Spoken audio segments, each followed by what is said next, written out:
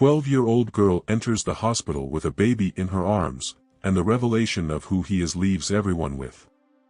Hello, welcome. Enjoy, subscribe and turn on notifications. The night was heavy, marked by the sound of rain pounding against the windows of Santa Esperanza General Hospital. Inside, the usual chaos filled the air: hurried doctors, muffled conversations, and the constant beeping of heart monitors. What seemed like an ordinary night of emergencies and treatments was about to take an unexpected turn. The automatic doors to the emergency room slid open, briefly interrupting the hospital's rhythm. A 12-year-old girl stepped in hesitantly, soaked from the rain. In her thin arms, she cradled a worn gray blanket, wrapped tightly around something small and fragile. Her steps were unsteady, as if the weight she carried was heavier than it appeared. The girl was barefoot.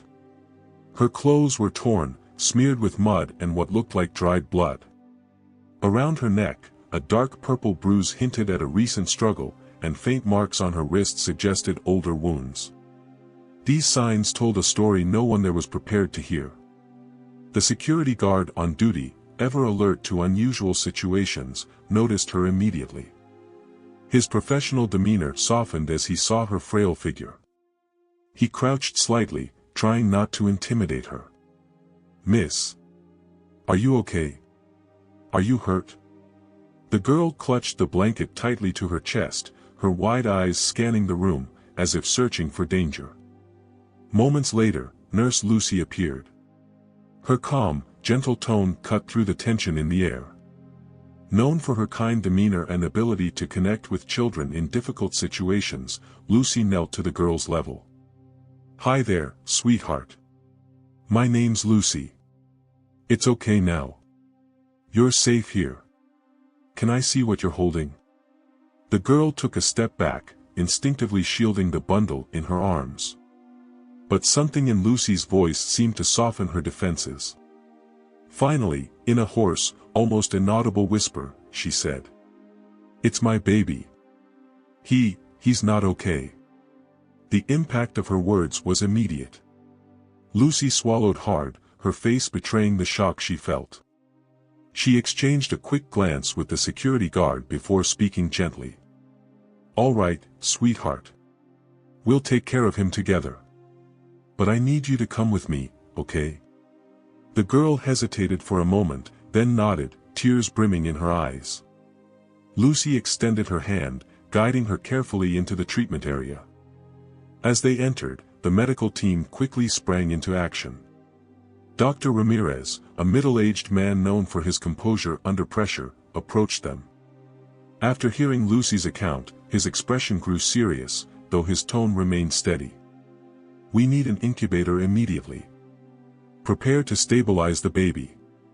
While the team worked swiftly, the girl stood silently, clutching her hands against her chest as if she could still feel the baby there. Her breathing was shallow and uneven. Lucy noticed this and gently placed a reassuring hand on her shoulder. "Sweetheart, we need to take care of you too. Let's get you cleaned up and into some warm clothes, okay?" The girl finally looked up. Her eyes held a depth of pain far beyond her years, a silent testimony to the burdens she had endured. She shook her head slowly. "No. Just, save him." At that moment, Lucy realized she wasn't simply dealing with a scared child. She was standing before someone who carried the weight of a lifetime of suffering on her small shoulders. The emergency room was quieter now, except for the faint beeping of monitors and the steady sound of rain outside.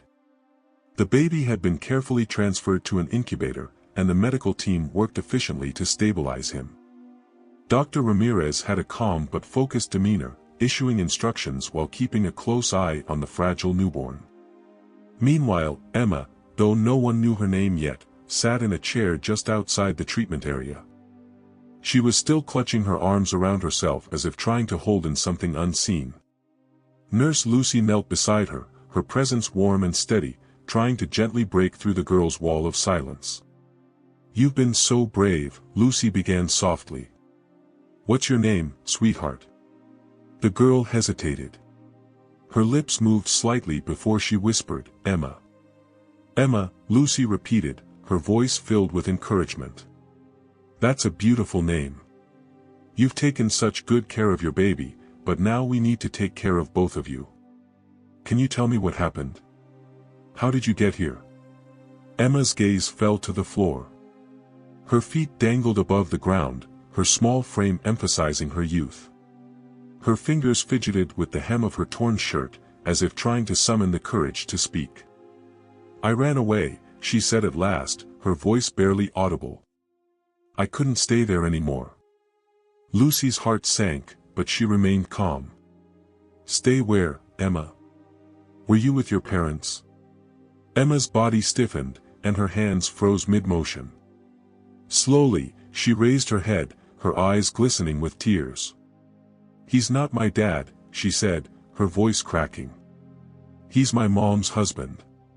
He hurt me. The weight of her words filled the room like a heavy fog. Lucy fought to keep her emotions in check, focusing entirely on the girl in front of her. She reached out and gently took Emma's hand, her grip reassuring. You're safe now, Lucy said firmly. No one will hurt you here. I promise. For a moment, Emma didn't respond. Then, as if a dam had broken inside her, she began to cry, silent, shuddering sobs that shook her small frame. The tears came harder as she tried to speak, her words tumbling out between gasps. I didn't want this, she said, her voice thick with anguish. I didn't ask for this. But when I found out I was having a baby, I couldn't let him hurt him too. I had to protect him. Lucy's throat tightened, but she stayed composed, nodding gently to encourage Emma to continue. He said no one would believe me, Emma continued. He said if I told anyone, they'd take the baby away, or worse. They'd send me back to him. At this, Emma's sobs grew quieter, as if she feared her own voice. Her words carried a weight that no child should ever have to bear. Lucy reached for a box of tissues on the table nearby and offered one to Emma, who took it hesitantly. You did the right thing by coming here, Lucy said. You were so brave to protect your baby and yourself. And now, we're going to make sure you both stay safe.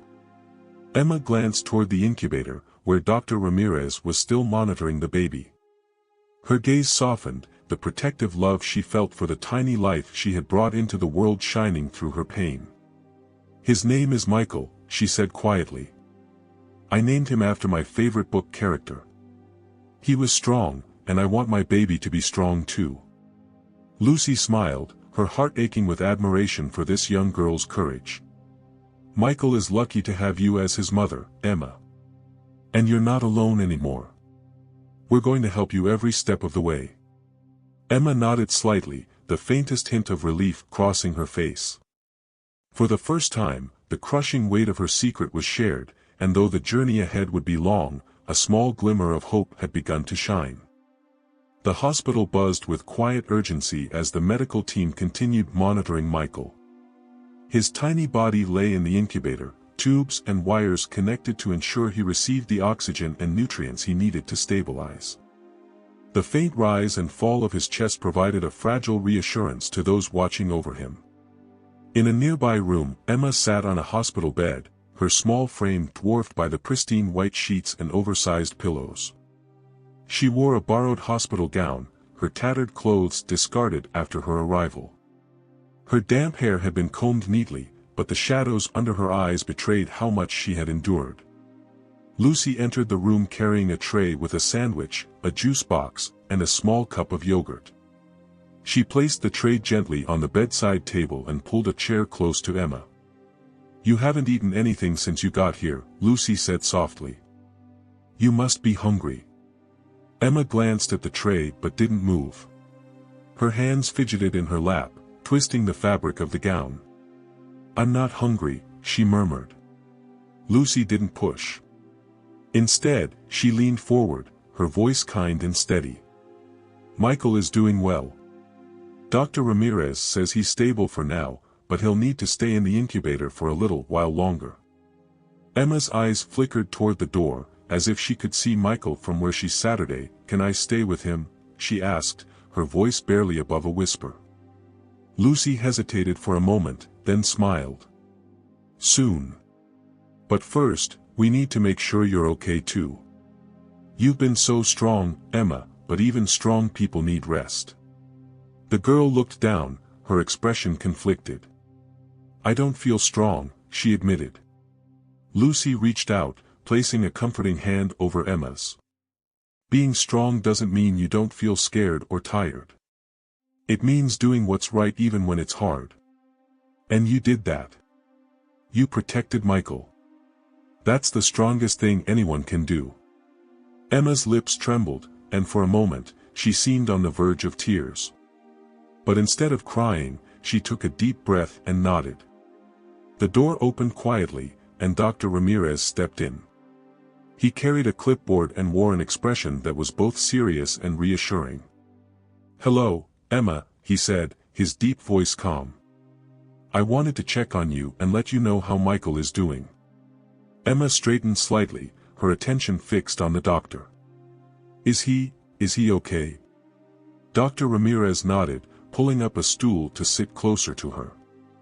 He's a fighter, just like you. His lungs were a little weak when he was born, but he's responding well to treatment. We'll keep him under close observation, but I'm optimistic. Relief washed over Emma's face, softening her tense features. Thank you, she said quietly. Dr. Ramirez set the clipboard on his lap and leaned forward. Emma, I also want to make sure you're getting the care you need. What you've been through, it's a lot for anyone, especially someone your age. We're here to help you, but we need to know how you're feeling, both physically and emotionally. Emma hesitated, her gaze dropping to her hands. I just want to be with Michael, she said. I want to make sure he's safe. Lucy stepped in gently. We understand, Emma, and we'll do everything to keep him safe. But for now, you're safe too. We're all going to take care of both of you. There was a long pause before Emma spoke again. I didn't think anyone would help us, she admitted. I thought we'd always be alone. Lucy and Dr. Ramirez exchanged a brief glance, their expressions a mix of empathy and determination. You're not alone anymore, Lucy said firmly. You have us, and we're not going anywhere. Dr. Ramirez stood and placed a reassuring hand on Lucy's shoulder. I'll keep you updated on Michael's progress. In the meantime, Emma, try to get some rest. You've been through a lot. As he left, Lucy stayed by Emma's side. The girl's shoulders seemed to relax slightly, and for the first time since her arrival, she reached for the juice box on the tray.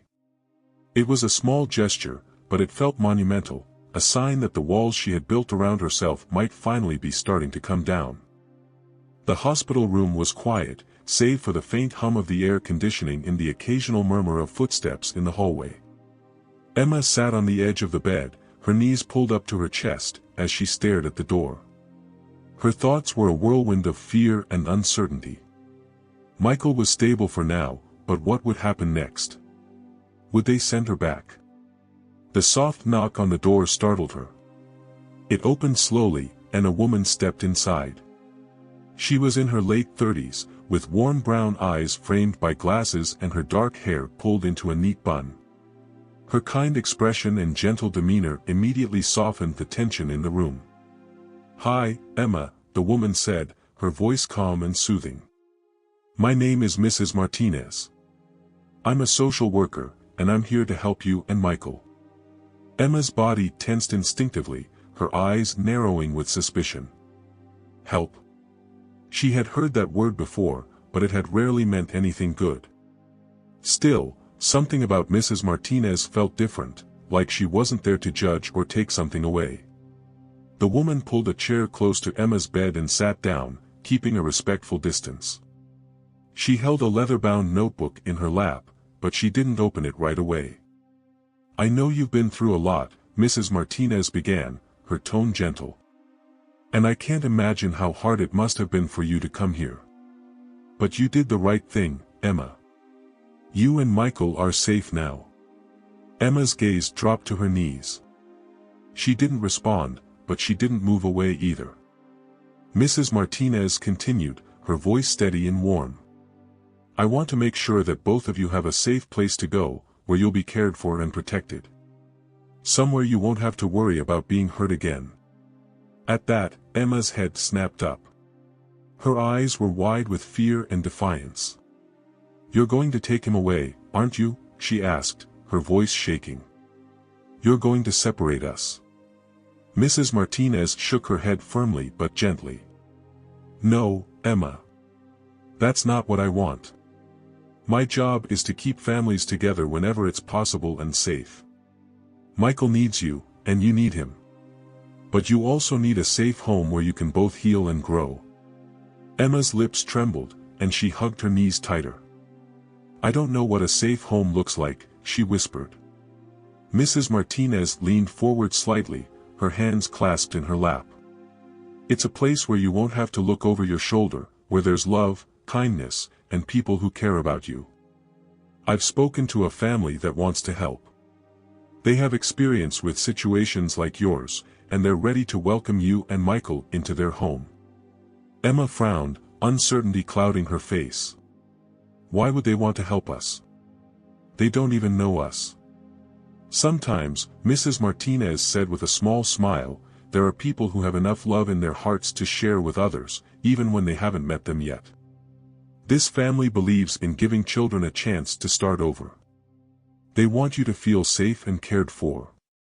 Emma was quiet for a long time, her mind racing with questions and doubts. What if they don't like me? She finally asked, her voice so small it was almost inaudible. Mrs. Martinez's expression softened even further. Emma, I think they'll love you for who you are. But I won't make you go anywhere you don't want to go. I'm here to listen to you and make sure you're comfortable with every decision. Emma swallowed hard, the weight of her situation pressing down on her.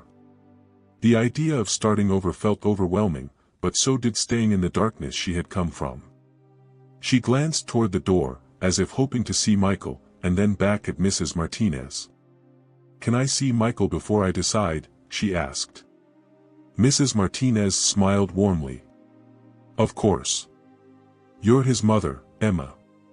He needs you just as much as you need him. Emma nodded, her resolve slowly solidifying. She wasn't sure she could trust this new path, but for Michael, she had to try. As Mrs. Martinez stood to leave, she added, Take your time, Emma. This isn't a decision you have to make alone. We'll support you every step of the way. Left alone in the room, Emma sat quietly, her mind filled with questions about the future. The fear was still there, but for the first time, there was also a flicker of something new, a faint, fragile hope. The morning sunlight filtered through the hospital windows, casting a warm glow on the otherwise sterile hallways. The faint murmur of voices and the occasional click of a keyboard echoed softly, creating a sense of quiet urgency. Outside Emma's room, a meeting was taking place, a critical step in ensuring her and Michael's safety. Dr. Ramirez stood with his arms crossed, listening intently to Mrs. Martinez as she outlined the next steps. Nearby, Nurse Lucy glanced toward Emma's closed door, her face marked with concern. The tension among them was palpable, they all understood the weight of what had to be done. I've spoken to the authorities, Mrs. Martinez said, her tone firm but compassionate. They've already arrested the man Emma described. He's being held in custody, and an investigation has been launched. We're working to make sure he doesn't get anywhere near her or Michael again. Dr. Ramirez nodded, his expression grim. What about Emma's mother? Has anyone contacted her? Mrs. Martinez hesitated, choosing her words carefully. Emma's mother has been located, but her involvement, or lack thereof, in the situation is being investigated. Until we know more, Emma and Michael won't be returning to that household. Nurse Lucy spoke up, her voice tinged with frustration. How could her mother have let this happen? How could she ignore what that man was doing to her daughter? Mrs. Martinez sighed, a mixture of empathy and exhaustion in her expression. Sometimes, people are trapped in their own cycles of fear and abuse. It doesn't excuse what happened, but it's not uncommon in cases like this. Our priority right now is Emma and Michael. They need stability, not more trauma. Dr. Ramirez glanced at the folder in Mrs. Martinez's hand. Do you have everything you need from us? Medical records, statements, anything that will help build a case against him? Mrs. Martinez nodded. Yes, your team has been incredibly thorough. The evidence we've gathered will be crucial in protecting Emma and ensuring her abuser is held accountable. But we're not just dealing with legal action here. Emma needs ongoing support, counseling, a safe home, and a network of people she can trust. Lucy's expression softened. She's a strong girl, but no one should have to carry what she's been through alone. I'll keep an eye on her while she's here. Just as they finished speaking, the door to Emma's room opened slightly, and her small face appeared. She looked at the group with a mix of curiosity and apprehension. Is something wrong? Emma asked, her voice quiet but steady. Lucy stepped forward, her kind smile returning instantly. Not at all, sweetheart. We were just talking about making sure you and Michael are safe. Emma's eyes flicked to Mrs. Martinez. Did they arrest him? Mrs. Martinez crouched slightly to meet Emma's gaze. Yes, Emma. He's in custody now. He won't be able to hurt you or Michael anymore. A flicker of relief crossed Emma's face, but it was quickly replaced by doubt. What if they let him go? What if he comes back? Mrs. Martinez's voice was calm but firm. That's not going to happen. The police are taking this very seriously, and so are we. You've already shown so much bravery by coming here and telling us what happened. Now it's our turn to make sure you're protected. Emma stepped further into the hallway, her bare feet making soft sounds against the cold floor. And my mom? She asked hesitantly. Mrs. Martinez hesitated, knowing this question would come but still struggling with how to answer. We're looking into that, Emma. For now, our focus is on you and Michael. We'll make sure you both have everything you need. Emma nodded slowly, her small shoulders seeming to relax just a little. Okay, she said, her voice barely above a whisper. Lucy reached out and gently guided Emma back into the room. Come on, sweetheart. Let's check on Michael. I know he'd love to see you. As Emma sat by Michael's incubator later that morning, her fingers resting lightly on the glass, she felt something she hadn't felt in a long time, a sliver of safety. The sight of his tiny chest rising and falling, the soft beeps of the monitor, and the quiet support of the people around her gave her a sense of stability she hadn't known before. Outside the room, Dr. Ramirez and Mrs. Martinez spoke in hushed tones. She's stronger than most adults I've met, Ramirez said, shaking his head in quiet admiration. She is, Mrs. Martinez agreed. But she shouldn't have to be. Our job now is to make sure she doesn't have to fight alone anymore. The afternoon sun filtered through the hospital blinds, casting soft, warm stripes of light across the room. Emma sat by Michael's incubator, her small hand resting on the glass as she watched him sleep. His tiny body, wrapped in a blanket, seemed so fragile yet somehow resilient. The rhythmic beeping of the monitors was oddly comforting, a steady reminder that he was fighting to stay with her. Lucy entered quietly, carrying a small blue gift bag in one hand and a stuffed bunny in the other. Her steps were light, and her smile was warm as she approached Emma. I thought Michael could use a friend, Lucy said, holding up the bunny. Its soft, floppy ears and kind stitched smile made it look as though it had been waiting its whole life to be hugged. Emma's lips curved into a hesitant smile, the first Lucy had seen since she arrived at the hospital. She took the bunny carefully and held it close to her chest before placing it gently beside Michael in the incubator. Thank you, Emma whispered, her voice so soft it was barely audible. Lucy set the gift bag on the small table next to Emma. There's something in here for you too, she said. Emma's eyes widened slightly, a mixture of surprise and curiosity flickering across her face. She reached into the bag and pulled out a small notebook with a bright yellow cover, its pages blank and inviting. Alongside it was a set of colored pencils neatly tied together with a ribbon. "I thought you might like to draw or write," Lucy explained. "Sometimes it helps to put your feelings down on paper. And if you don't feel like sharing, that's okay. It can just be for you." Emma ran her fingers over the smooth cover of the notebook, the brightness of its color contrasting with the darkness she had carried for so long. She didn't say anything, but the gratitude in her eyes spoke volumes. As Emma carefully placed the notebook and pencils back into the bag, Dr. Ramirez entered the room, his expression relaxed but focused. He carried a clipboard, as usual, but today there was a small, hopeful smile on his face. "I have good news," he said, directing his attention to Emma. "Michael is responding well to the treatment. His vitals are improving, and if he continues like this, we'll be able to move him out of the incubator soon." Emma's hand flew to her mouth, her eyes filling with tears, not of sadness, but of relief. "Really?" she asked, her voice trembling with hope. Dr. Ramirez nodded. "Really. He's a tough little guy, just like his mom." Lucy placed a reassuring hand on Emma's shoulder. "You're doing an amazing job, Emma. Michael is lucky to have you." Emma blinked rapidly, brushing away the tears that spilled over her cheeks. "I just want him to be okay," she said. "And he's going to be," Dr. Ramirez replied, his tone firm yet kind. "But remember, it's not all on your shoulders. You have people here who care about both of you, and we're going to make sure you get the support you need." As Dr. Ramirez left to check on another patient, Lucy pulled a chair next to Emma and sat down. "What do you think Michael's favorite color will be?" she asked, her voice light and conversational. Emma tilted her head, the corners of her mouth lifting slightly. "Blue, maybe," she said. "It's calm, like the sky." Lucy nodded thoughtfully. "A good choice. Maybe you can draw something blue for him in your notebook." For the first time, Emma opened the notebook and picked up one of the pencils.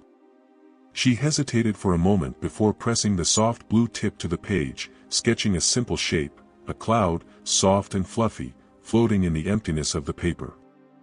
As the pencil moved, something shifted within Emma. For the first time in what felt like forever, the weight pressing on her chest began to lighten, just a little. Later that evening, as the room settled into a peaceful quiet, Emma placed the notebook beside her bed. She glanced at Michael one last time before lying down, her thoughts swirling with the unfamiliar sensation of hope. Maybe, just maybe, things could get better. Night had fallen over the hospital, and the building was quiet save for the occasional sound of footsteps echoing in the hallway. In the dim light of the pediatric ward, Emma sat in a chair beside Michael's incubator. She leaned forward, her elbows resting on her knees and her hands cupped around her face as she watched her baby boy sleep. Michael looked so small, his delicate body covered in wires and tubes that monitored his every breath. Yet, to Emma, he seemed perfect, a little miracle who had survived against all odds. Lucy entered the room quietly, carrying a small blanket folded neatly in her arms. She smiled softly at the sight of Emma, who hadn't moved for hours, her eyes glued to Michael. "Still keeping watch?" Lucy asked gently, her voice low to avoid disturbing the peaceful atmosphere. Emma nodded, her expression calm but intent. "I don't want him to feel alone," she said. Lucy pulled up a chair next to Emma and draped the blanket over her shoulders. "You've been sitting here all evening, sweetheart. Why don't you take a little break? Get some rest?" Emma shook her head firmly. "I can't leave him. He's all I have." Lucy paused, considering her response. "You know, Emma, Michael may be tiny, but he's already showing how strong he is. He's fighting hard, and he's not alone, not with a mom like you by his side." Emma's lips curved into a faint smile as she glanced at Lucy. "Do you think he knows I'm here?"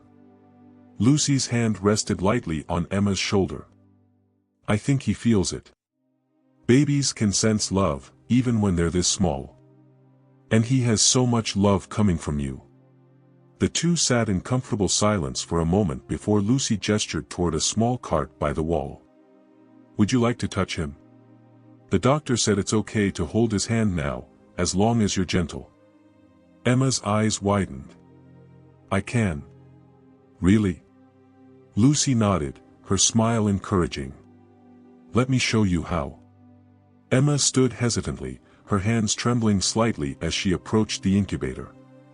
Lucy guided her step by step, showing her how to carefully sanitize her hands and adjust the protective covering of the incubator. As Emma reached inside, her fingers brushed Michael's tiny hand. It was warm and soft, and his little fingers instinctively curled around hers. The sensation took Emma's breath away, and tears welled in her eyes. Hi, Michael, she whispered, her voice trembling with emotion. It's me. I'm here. The baby didn't stir, but his grip on her finger tightened slightly, as if offering her reassurance in return. Emma's tears spilled over, her heart swelling with an overwhelming mix of love, relief, and determination. Lucy stood back, giving Emma space to savor the moment. She could see the transformation happening in the young girl, a shift from fear and uncertainty to a fierce, protective bond that would carry her through the challenges ahead. You're going to be okay, Emma continued softly, her voice filled with conviction. I promise. I'll take care of you, no matter what. As the minutes passed, Emma didn't move from her place by the incubator. She stayed there, her hand gently resting against Michael's, as if drawing strength from the connection between them. Later that night, when Lucy returned to check on them, she found Emma asleep in the chair beside the incubator. Her hand was still inside, her fingers lightly holding Michael's. The sight brought a lump to Lucy's throat, proof of the unbreakable bond between mother and son. Lucy carefully draped another blanket over Emma's shoulders and dimmed the lights, leaving the two in peaceful quiet. For the first time, the room felt filled with a sense of calm, as if the worst of the storm had passed and brighter days were on the horizon. The morning sun spilled into the hospital room, painting everything in soft hues of gold. Emma stirred in the chair next to Michael's incubator, her fingers still resting lightly on the glass. She blinked a few times, disoriented, until the sound of the monitors reminded her where she was. Michael's tiny form was still tucked snugly in his blanket, his breathing steady and calm. Emma allowed herself a small smile. Every peaceful breath he took felt like a victory, a step closer to the life she dreamed of giving him. As she stretched her legs and adjusted the blanket Lucy had draped over her during the night, there was a soft knock at the door. Mrs. Martinez stepped in, holding a folder and a paper bag. Good morning, Emma, she said warmly. I brought you some breakfast. You must be starving after last night. Emma hesitated, glancing at Michael as if worried about leaving him alone for even a moment. Mrs. Martinez noticed her reluctance and smiled reassuringly. Don't worry. I'll sit with him while you eat, she offered. Emma nodded slowly, accepting the paper bag and retreating to the small table in the corner of the room. Inside, she found a muffin, an apple, and a small carton of milk. She picked at the muffin absent-mindedly, her eyes still darting back to Michael. Mrs. Martinez took a seat beside the incubator, her gaze soft as she watched the baby. He's a strong little boy, she said, her voice gentle. Just like his mother. Emma looked up from her breakfast, her cheeks flushing slightly at the compliment. I don't feel strong, she admitted. Mrs. Martinez turned her chair to face Emma, folding her hands in her lap. Strength doesn't mean you don't feel scared or overwhelmed. It means you keep going, even when everything feels impossible. And Emma, you've done that. You've been protecting Michael since the day he was born. Emma bit her lip, unsure how to respond. She focused on her muffin, breaking off a small piece and eating it slowly. After a pause, Mrs. Martinez opened the folder she had brought. I wanted to talk to you about what comes next, she said. Emma froze, her heart racing. What do you mean? Are you taking him away? Mrs. Martinez's expression softened. No, Emma. I'm not taking Michael away from you.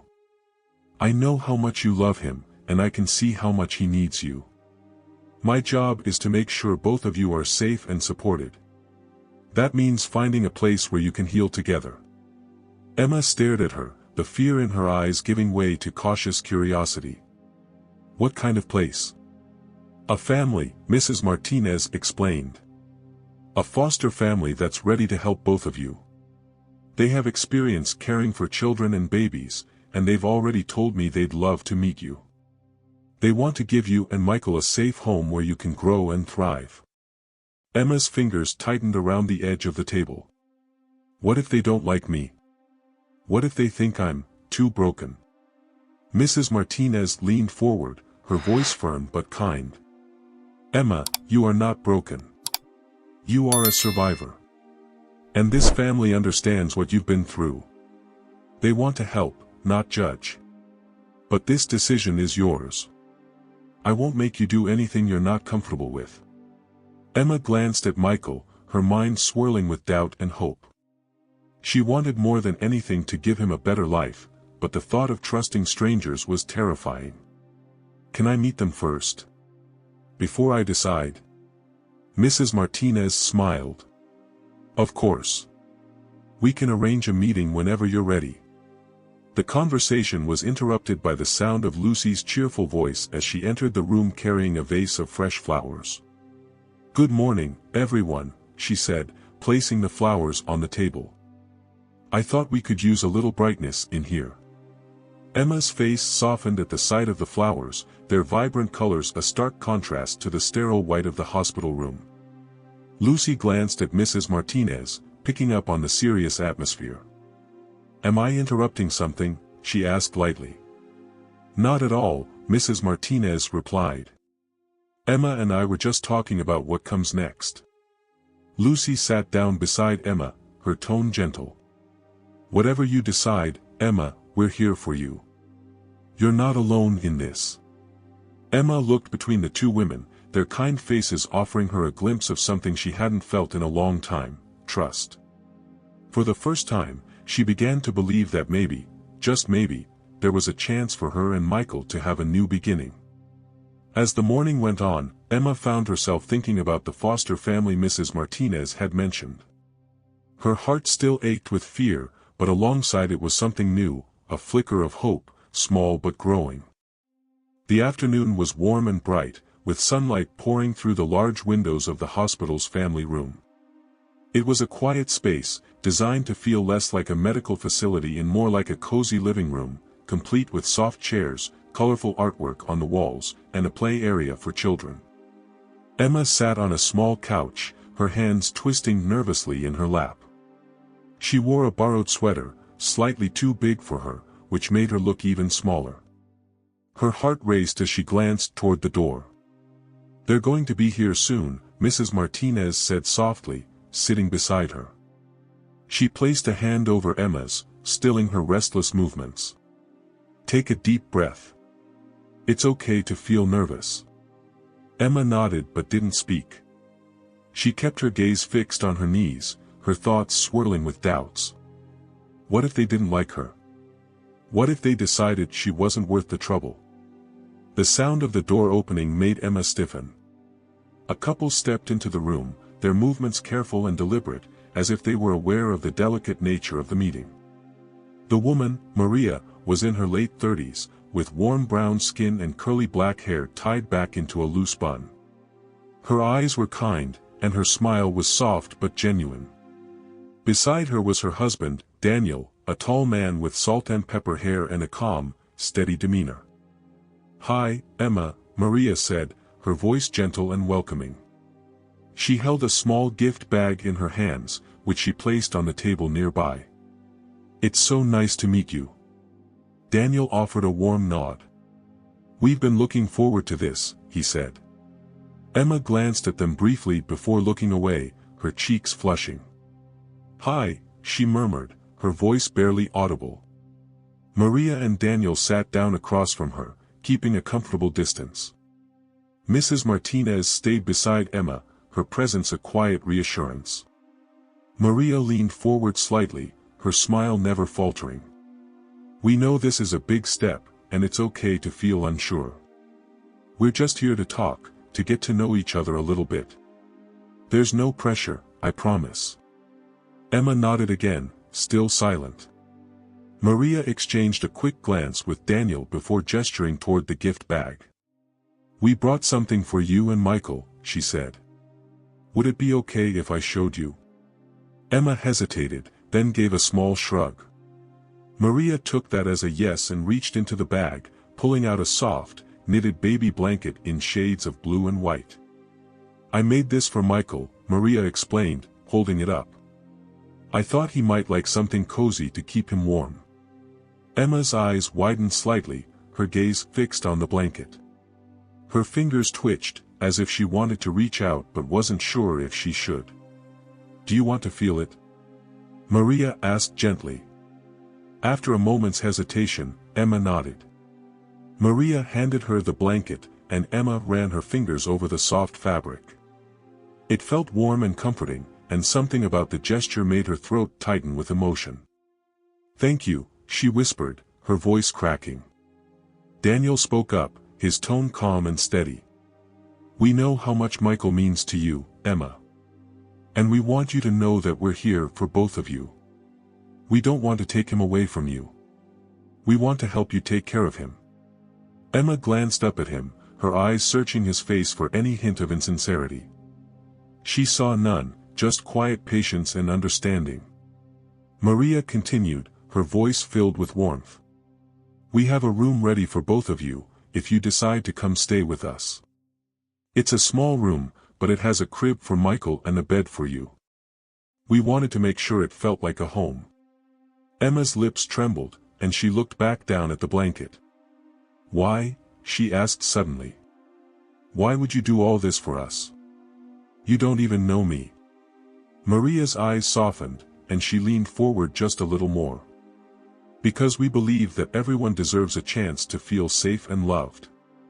We know it's not easy to trust people after everything you've been through, but we want to give you and Michael a place where you don't have to be afraid anymore. Emma didn't respond right away. Her mind was a whirlwind of emotions, fear, hope, doubt, and something else she couldn't quite name. Mrs. Martinez leaned in and spoke quietly. Remember, Emma, this is your decision. You're not alone in this, and you can take all the time you need. Emma nodded, her grip on the blanket tightening. Finally, she took a deep breath and looked up at Maria and Daniel. Can I think about it? Maria smiled, her expression full of understanding. Of course, sweetheart. You can take as much time as you need. As the meeting came to an end, Emma watched them leave, her heart heavy with uncertainty but also lighter than it had been in a long time.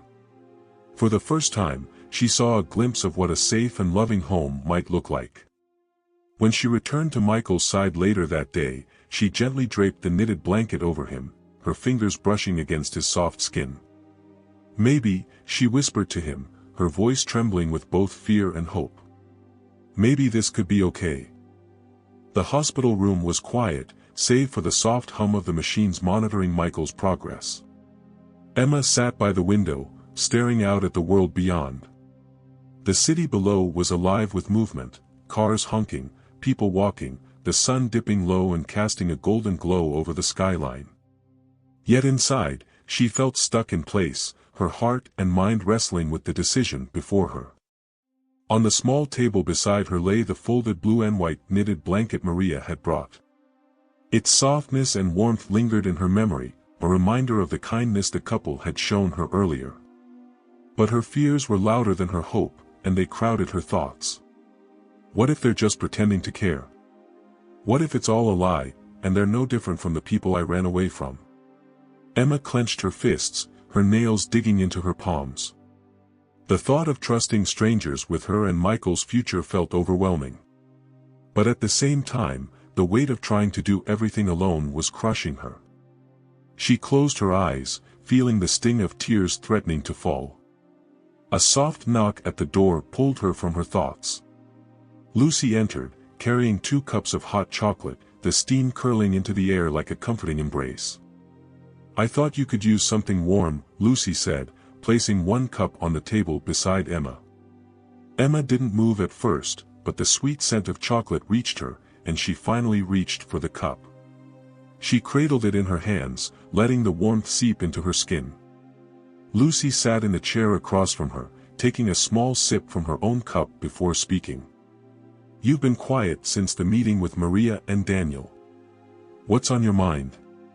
Emma hesitated, staring into the swirling liquid in her cup. "I don't know if I can trust them," she admitted. "What if they're like him?" Lucy nodded, her expression thoughtful. "I understand why you feel that way, Emma. After everything you've been through, it's hard to believe that there are people who just want to help, without expecting anything in return." Emma looked up at Lucy, her eyes filled with uncertainty. "What if they change their minds? What if they decide they don't want us anymore?" Lucy leaned forward, resting her elbows on her knees. "That's a scary thought, isn't it? Feeling like you might be let down again. But you know what? Maria and Daniel aren't like the people who hurt you. They've opened their hearts to you and Michael because they want to, not because they have to. And if you give them a chance, I think you'll see that they mean it." Emma's fingers tightened around the cup. "But what if I'm not good enough?" she whispered. "What if they don't want someone like me?" Lucy's heart ached at Emma's words. She reached out, placing a hand gently on the girl's knee. "Emma, listen to me. You're more than good enough. You've survived things that most people couldn't imagine, and you've done it while protecting Michael. That makes you strong and brave, even if you don't feel that way right now." Emma swallowed hard, the tears she had been holding back slipping down her cheeks. "I just want him to be safe," she said, her voice breaking. "And he will be," Lucy said softly. "You've already taken the first step by coming here. And now you have people who want to help you take the next step. You don't have to do this alone anymore, Emma." Emma wiped at her tears with the sleeve of her sweater, her mind still swirling with doubts but her heart softening at Lucy's words. "Do you think they'll really take care of us?" "I do," Lucy said with conviction. "But the only way you'll know for sure is if you give them a chance." Emma sat in silence for a long moment, her gaze shifting back to the window. The sun had dipped lower, casting the city in a warm orange glow. Slowly, she nodded, the tiniest flicker of determination in her eyes. "I'll try," she said finally, her voice quiet but steady. "I'll meet them again. For Michael." Lucy smiled, her heart swelling with pride. "That's all anyone can ask, Emma. One step at a time." As the evening deepened, Emma returned to Michael's side. She unfolded the knitted blanket and draped it over his incubator, her fingers lingering on the soft fabric. "I'm trying, Michael," she whispered, her voice filled with a mixture of fear and hope. "For you. For us." For the first time, the weight of the decision didn't feel quite so heavy. There was still fear, still uncertainty, but alongside it was the faint glimmer of something new, a belief that maybe, just maybe, they could find a home.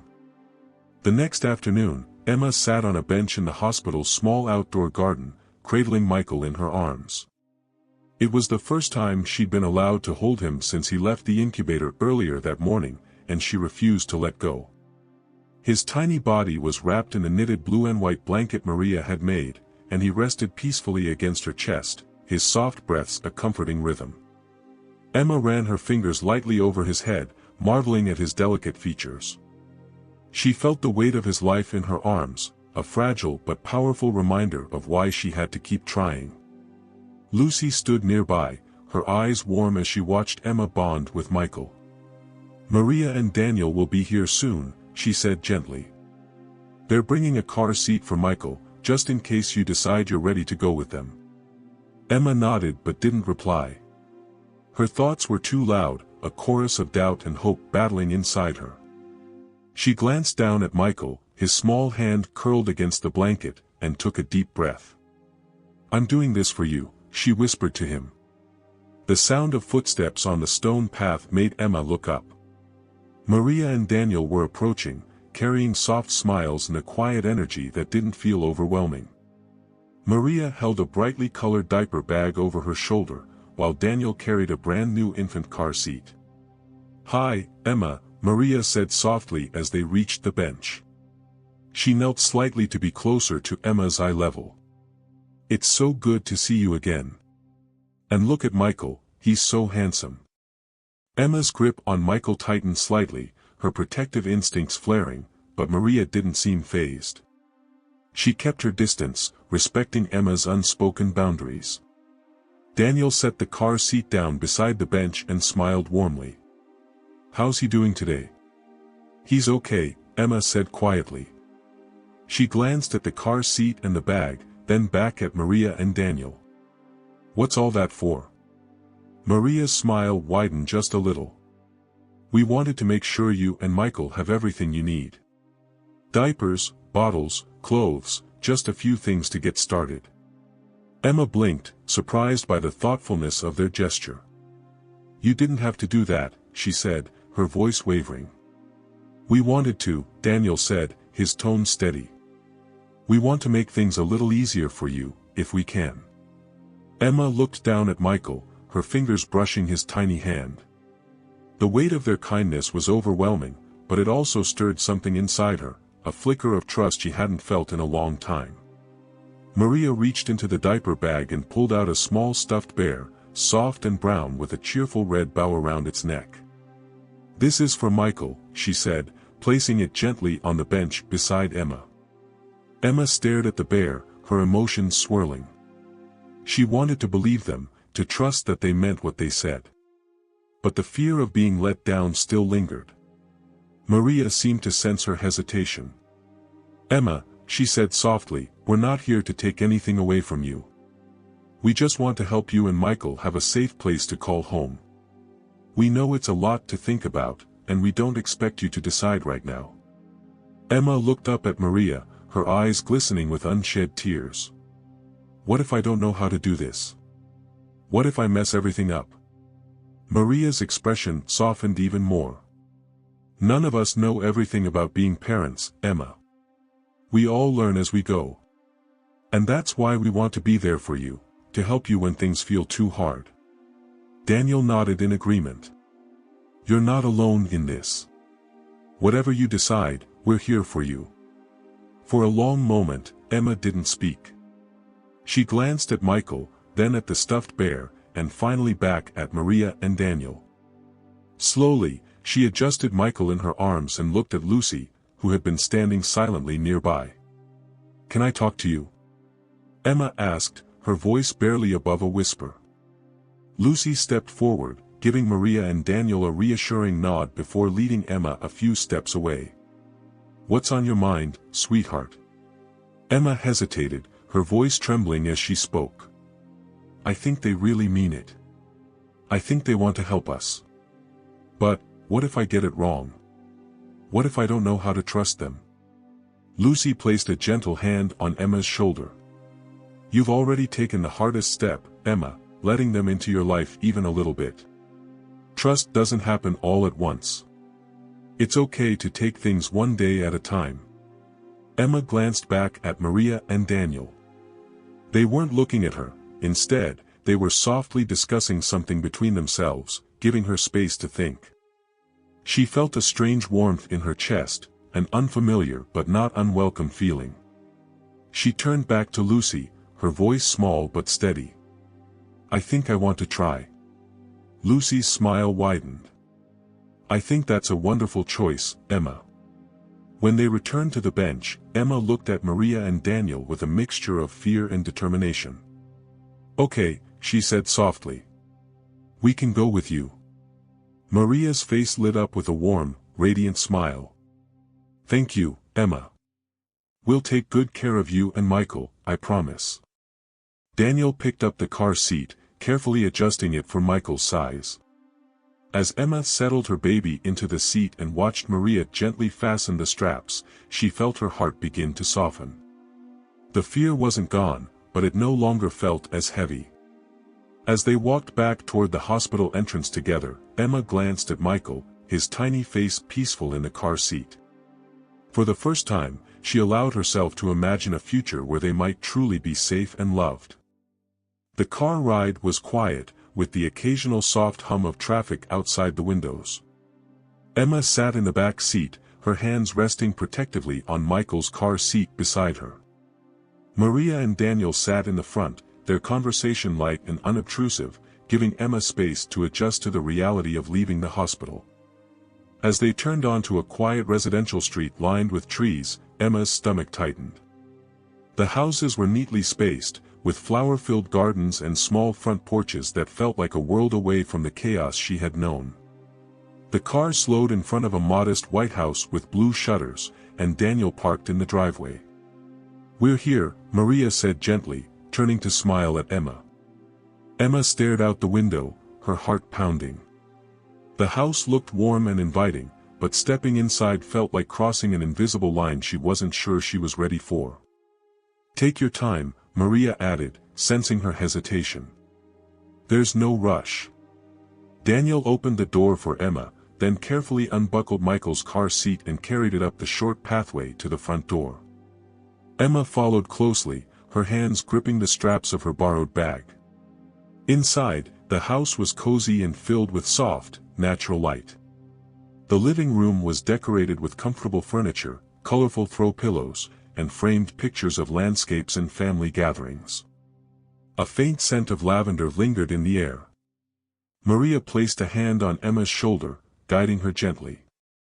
"Let me show you where you'll be staying." They walked down a short hallway to a small but bright bedroom. The walls were painted a pale yellow, and a twin bed with a floral quilt sat in one corner. Next to it was a white crib, already set up with soft blankets and a small mobile that spun lazily in the light from the window. Emma froze in the doorway, her breath catching. The room was simple, but it was clear that someone had put thought and care into preparing it. A small dresser held neatly folded baby clothes, and a changing table stood against the wall, stocked with diapers and baby supplies. "This will be your space," Maria said softly. "We wanted you and Michael to feel at home here. If there's anything you need or want to change, just let us know." Emma stepped inside slowly, her fingers brushing the edge of the crib. She looked at the mobile, its soft pastel shapes of clouds and stars swaying gently.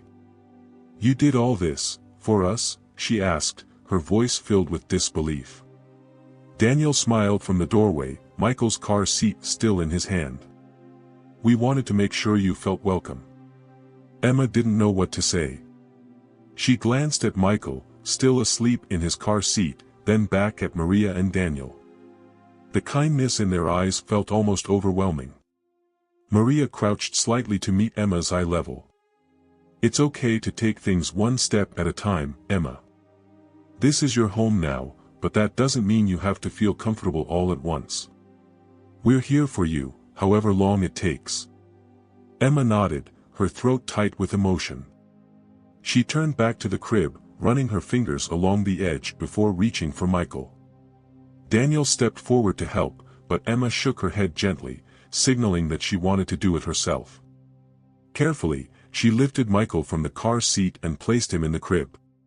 He stirred slightly but remained asleep, his small hand curling into a fist. Emma adjusted the knitted blanket around him and stood back, staring at him for a long moment. "He looks so peaceful," Maria said softly, standing beside her. Emma nodded, a faint smile crossing her lips. "He's safe," she whispered, as if the words were meant more for herself than anyone else. Maria placed a gentle hand on Emma's shoulder. "And so are you." Later that evening, after Michael had been fed and settled, Maria called Emma to the kitchen. A simple dinner was laid out on the table, grilled chicken, rice, and steamed vegetables. Emma hesitated in the doorway, unsure of where to sit or what to do. "Come on in," Daniel said, pulling out a chair for her. "We thought you might like a home-cooked meal." Emma sat down slowly, her movements cautious. She glanced at the food, her appetite dulled by the nerves still twisting in her stomach. Maria noticed and smiled warmly. You don't have to eat everything, Emma. Just take what you feel like. No pressure. Emma picked up her fork and took a small bite of rice. The warmth of the food was comforting, and as she ate a little more, she began to relax. During dinner, Maria and Daniel asked her simple questions: what foods she liked, if she had any hobbies, and how she felt about the room. They didn't push when she gave short answers, and they didn't seem to mind the long silences. As the evening wore on, Emma began to feel a tentative sense of ease. The house was quiet, the air filled with soft conversation and the occasional creak of the floorboards. It wasn't perfect, her fears and doubts still lingered, but it was a start. That night, as Emma lay in bed listening to Michael's gentle breathing from the crib, she pulled the quilt up to her chin and stared at the ceiling. For the first time in as long as she could remember, the darkness didn't feel so heavy. The house was still and quiet as the night deepened. Emma lay in the small bed under the soft floral quilt, staring at the ceiling. The room was dimly lit by the glow of a nightlight near Michael's crib, casting soft shadows on the walls. Every sound, a creak of the floorboards, the rustle of leaves outside the window, seemed magnified in the silence, keeping her on edge. She turned on her side, pulling the quilt tighter around her shoulders. Despite the warmth of the bed and the soothing rhythm of Michael's breathing nearby, her mind wouldn't rest. It churned with worries and questions. What if Maria and Daniel changed their minds about keeping her and Michael? What if something happened to Michael while she slept? Emma sat up, her legs dangling over the edge of the bed. She glanced toward the crib, reassured by the sight of Michael snug under the knitted blanket. Slowly, she stood and walked over, leaning down to place a gentle hand on his chest. His tiny heart beat steadily beneath her fingers, and she let out a soft sigh of relief. "Hey," came a voice from the doorway, low and gentle. Emma turned quickly, startled, to see Maria standing there with a mug in her hands. "Sorry," Maria said, her voice quiet. "I didn't mean to scare you. I heard you moving around and thought you might like some tea." Emma blinked, unsure how to respond. Maria stepped into the room and placed the mug on the dresser. "It's chamomile," she said. "Good for calming nerves. I drink it when I can't sleep." Maria took a seat on the small chair in the corner of the room, her posture relaxed. "Would you like me to leave, or do you want to talk for a bit?" Emma hesitated, glancing at the mug before sitting back on the edge of the bed. "I don't know," she admitted. Maria nodded, her expression understanding. "That's okay. Nights can be hard sometimes, especially when everything feels new." Emma's fingers twisted in the hem of her sweater. "I don't know how to do this," she said softly. "Any of it. Being here, being a mom, trusting people." Maria leaned forward, her voice calm and steady. "It's a lot, isn't it? You've been carrying so much on your own for so long. But you don't have to do it alone anymore, Emma. We're here to help you, one step at a time." Emma looked at her, searching Maria's face for any sign of doubt or insincerity. She found none, just patience and warmth. "What if I'm not good enough?" Emma whispered, her voice trembling. Maria smiled gently. "Emma, you're already doing the most important thing, loving Michael. That's what makes a good mom. Everything else, you'll learn as you go, and we'll be right here to support you." Emma's throat tightened, and she lowered her gaze. "I don't know how to trust you," she admitted. Maria's voice remained soft. "That's okay. Trust takes time. All we ask is that you give us a chance. Let us show you that we mean what we say." The room fell quiet again, the only sound the faint rustling of leaves outside the window. After a long pause, Emma glanced at the mug Maria had brought. She reached for it, wrapping her hands around the warm ceramic. "Thank you," she said quietly, her voice barely above a whisper. Maria smiled, her eyes shining with kindness. "You're welcome. I'll let you get some rest." She stood and made her way to the door, pausing just before stepping out. "If you need anything, Emma, don't hesitate to come find us. We're here for you, no matter what." Emma nodded, watching as Maria left and closed the door softly behind her. She sipped the tea, the warmth spreading through her chest, easing the tightness she'd felt all day. As she set the mug down, she looked back at Michael, his tiny chest rising and falling in steady rhythm. She returned to her bed, curling up under the quilt, her body finally relaxing into the mattress. For the first time in a long time, Emma felt a small but significant shift. The fears were still there, lingering in the corners of her mind, but they no longer consumed her. For the first time, she allowed herself to hope that maybe, just maybe, this could be the start of something better. And with Michael's quiet breathing as a lullaby, she drifted into the most peaceful sleep she'd had in years. The soft light of dawn crept through the curtains, casting a warm glow over the yellow walls of the bedroom. Emma stirred under the floral quilt, her body still cocooned in its warmth. For a moment, as she opened her eyes, she felt disoriented. The quiet was unfamiliar. There was no shouting, no sharp sounds of tension or anger, just the gentle hum of the world waking up. Then she heard it, the soft cooing of Michael from the crib. She sat up quickly, her heart leaping at the sound. Crossing the small room, she peeked over the crib's edge to find Michael staring up at her, his tiny fists waving in the air. His little face was calm, and his eyes, still unfocused, seemed to recognize her presence. "Good morning," she whispered, her voice soft and filled with wonder. She reached down to pick him up, cradling him against her chest. His small warmth was a reminder of why she had chosen to be here, to try. She kissed the top of his head and held him close as she rocked slightly from side to side. A gentle knock at the door made her turn. Maria peeked in, her face bright with a warm smile. "Good morning, Emma. Did you sleep okay?" Emma nodded. "I think so," she said quietly. "It was different." "Different can be good," Maria replied. "Breakfast is ready whenever you're ready to come down. I made pancakes. I thought you and Michael might like to join us." Emma hesitated, her grip tightening slightly on Michael. The idea of sitting at a table with Maria and Daniel felt daunting, but the thought of warm pancakes tempted her. "Okay," she said finally. Maria's smile widened. "Take your time. I'll see you downstairs." As Maria left, Emma glanced at herself in the small mirror above the dresser. Her reflection startled her, her face was pale, and her hair was still slightly tangled from sleep. She smoothed it down with one hand and adjusted her sweater before heading out of the room with Michael cradled in her arms. The kitchen smelled amazing. The scent of freshly made pancakes, syrup, and butter filled the air, creating a sense of comfort Emma hadn't felt in a long time.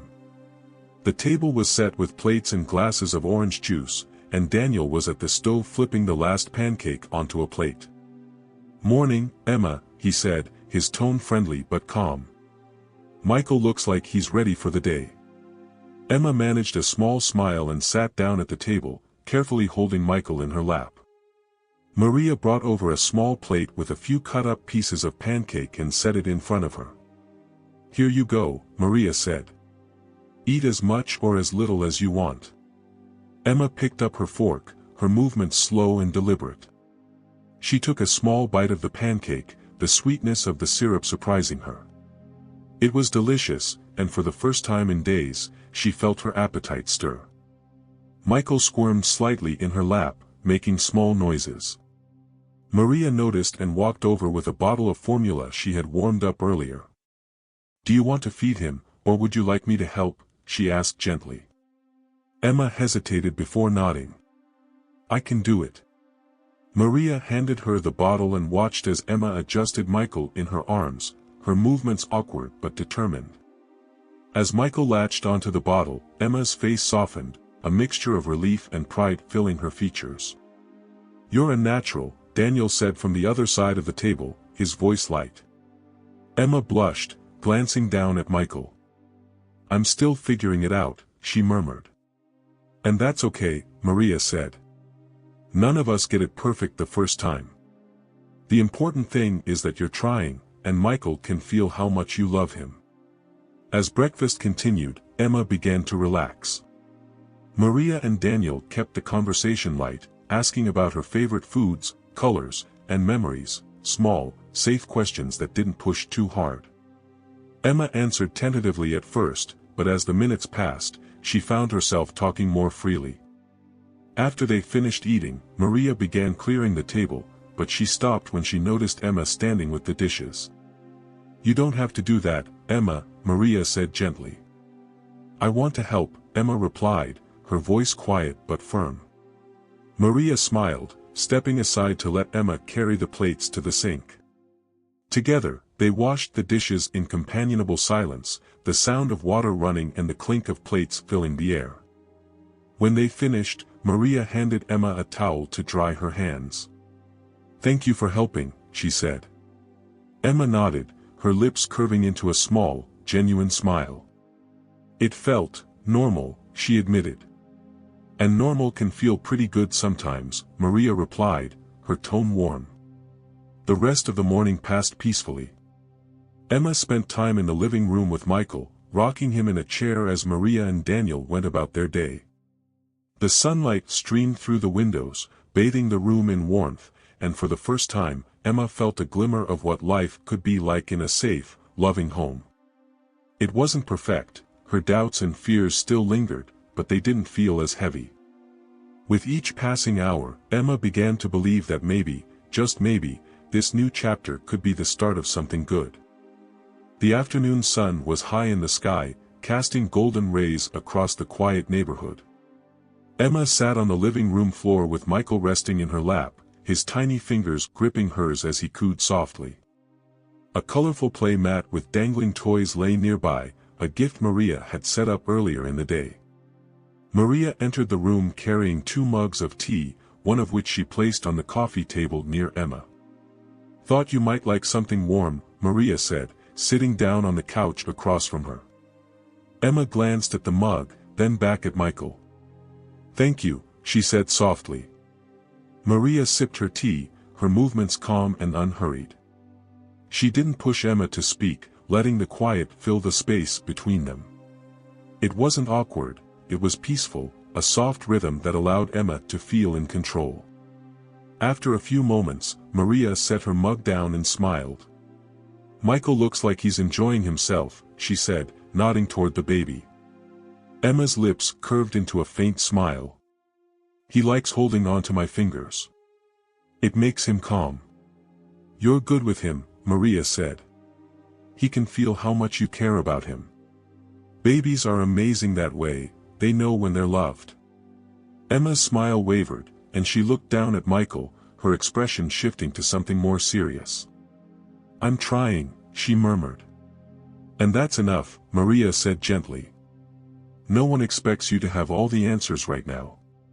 You're learning, and that's what matters. Emma hesitated, then took a deep breath, her voice trembling as she spoke.